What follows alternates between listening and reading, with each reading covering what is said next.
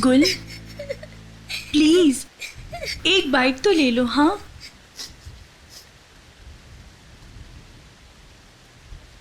चलो शाबाश गुल, चलो गुल बेटा खा लो।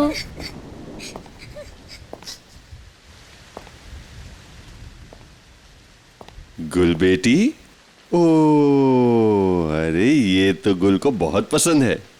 चलो गुल बेटा इसे खा के देखो। खाओ ना गुल, खा लो ना।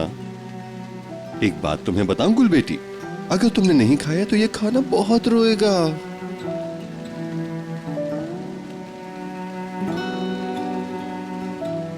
मेरी गुड़िया, अगर तुमने खाना नहीं खाया तो तुम्हारे मम्मी और पापा बहुत परेशान हो जाएंगे।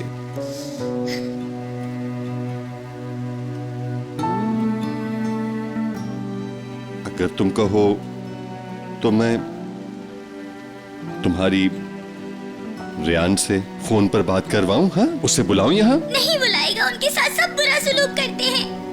कोई भी रेयान आपी से प्यार नहीं करता, हर कोई उनसे नाराज रहता है और सब आपी पर गुस्सा करते रहते हैं। ऐसा कैसे हो सकता है गुल बेटी, कैसे मुमकिन है ये?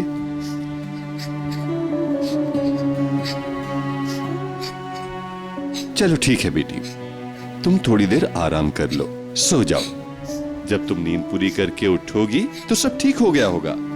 ठीक है, सो जाओ, सो जाओ बेटा, सो जाओ, आराम करो।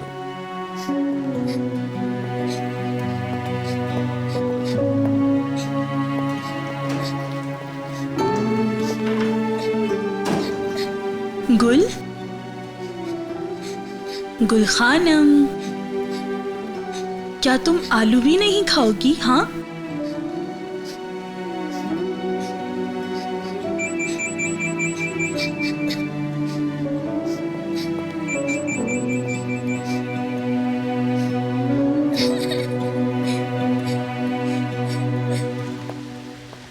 बाजी। हेलो, गुल कैसी है? रोना बंद किया उसने? कुछ खाया कि नहीं? बाजी आप परेशान ना हो, मैं सब संभाल लूंगी। नहीं खाया, लेकिन मैं कोई ना कोई बहाना बनाकर उसे खाना खिला दूंगी। आप गुल की वजह से परेशान ना हो, आप उसकी फिक्र ना करें, ठीक हो जाएगी, माफ कर देगी। आप वैसे ही बहुत परेशान हैं।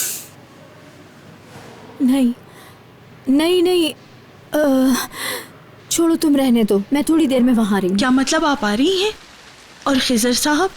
अगर गुल को मैंने ऐसे ही छोड़ दिया तो वो मुझे कभी माफ नहीं करेगी और मुझे इसी बात से बहुत डर लगता है। खिजर साहब ठीक होते तो वो भी यही कहते। अच्छा तुम उसके साथ कुछ सुनो, उसे बताना नहीं कि मैं आ रही हूँ। ठीक है बाजी।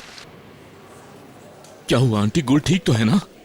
मुसलसल रोई जा रही है और कुछ भी नहीं खाया उसने। परेशान ना हो, छोटी बच्ची है, एक दो दिन में बिल्कुल ठीक हो जाएगी। बल्कि आज रात आप घर ही रुक जाएं। नहीं, वापस आऊंगी, बस जरा उसे चुप करा दूं। मेरी बच्ची। हाँ। आजाद, क्या तुमने रेयान के बारे में पता किया? आप परेशान ना हो, मैं ढूंढ लूंगा उसे। मैं दादाजान को बता देता हूँ कि मैं आपको घर लेकर जा रहा हूँ। गुल रो रही है और खाना नहीं खा रही है, आप उसे खाना खिलाकर वापस आ जाएंगे। ठीक है। दादाजान, मैं आंटी को अपने साथ लेकर जा रहा हूँ घर छोड़ने के लिए।